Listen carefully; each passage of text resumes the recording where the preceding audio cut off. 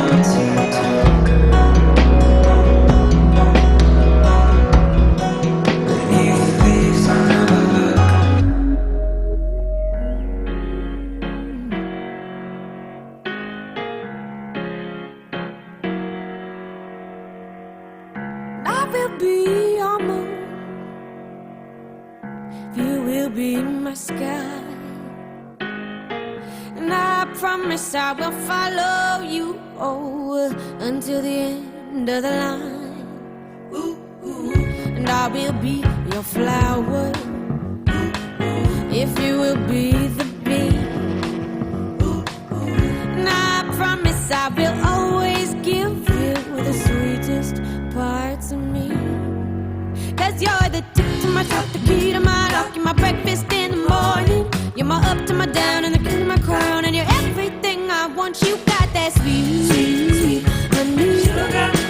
And I want it sweet, sweet honey.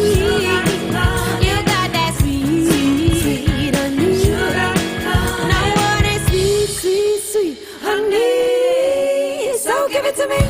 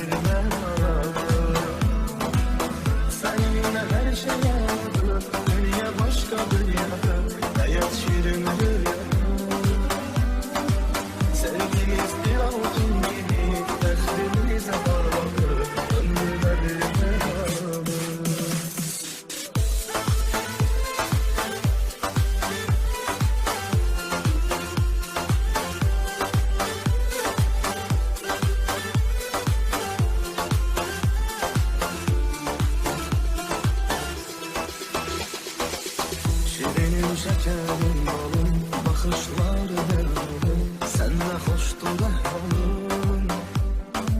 Kalbin eşke sördü varsa, hayatın ne zordu varsa, sen de seninle ağlarım. Erkan dile de dolmaz, her ürek sevgin duymaz, her eşkle körü şad olmaz. Her dön hatırda kalmaz, senle geçen her anın, unutulmaz, unutulmaz. Kim değer sevgi beyanları, saf sevgi hayalları, bize gerçekliği anlatır. Seninle her şey adı, dünya başka dünyada, hayat şirin